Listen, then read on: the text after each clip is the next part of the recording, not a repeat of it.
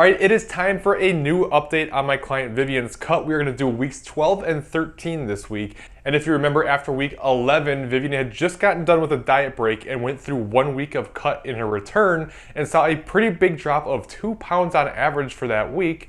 And while that's a bit faster than we would typically want, because we usually don't want to get more than about 1% on average, we gotta remember that we just came back from the diet break. It's an average as a whole, and I suspected things would start to slow down and become more reasonable, especially coming from that diet break when glycogen storage would be replenished and we're burning through some of those stores to begin with. So anyway, that brings us to week 12, where he had kept things the same, and she saw a drop on the scale of about 0.85 pounds for the week. So she still saw a pretty decent drop for the week that's definitely reasonable and within a range we're looking for. And she mentioned that everything was going pretty good. Her hunger was good, her energy was good, her mood was good. So with that, we decided no changes, we'll just do the same thing for week 13. Week 13, however, didn't see much of a drop in terms of scale weight, only seeing a drop of 0.2 pounds on average for the week. But there were definitely some things that she mentioned that we have to take into consideration here.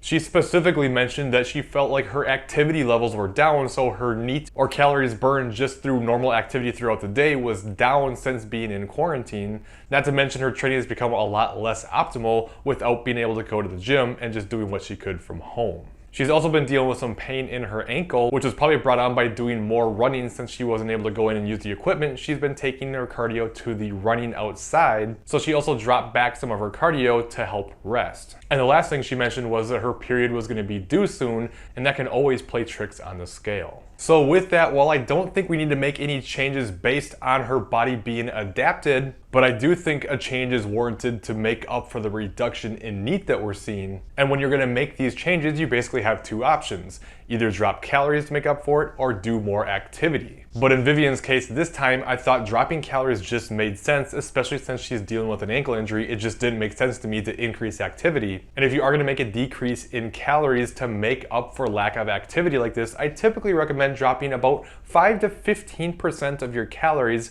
from either carbs or fat or a mixture of the two, and not from protein. So what I did with Vivyen was I dropped her carbs by 20 and her fat by 2, which in total is a 98 calorie drop. And then of course, as always, we'll just monitor and adjust accordingly, although it's gonna be a little screwy here for a little bit, especially knowing that next week is going to be her period week. Weight is likely to be elevated, so that's not always gonna be the best indicator, but that's why we look at a lot of different things. And we also wanna give the changes some time to work, so we'll just have to see. But man, this isolation thing really does just make things tricky, and there's a lot of different options, and nothing is just right or wrong for everybody, as I mentioned in my previous video about how to not get fat when you're in quarantine. For some people, it's gonna be wise to get after it and go hard and go after a cutting goal because you can control your food. For other people, we need to be more flexible and to focus on other things we can control. But the big thing is to make sure you're taking this time and utilize it wisely to work on some things that you normally wouldn't, and not let it just get you down, and make sure you come out the other side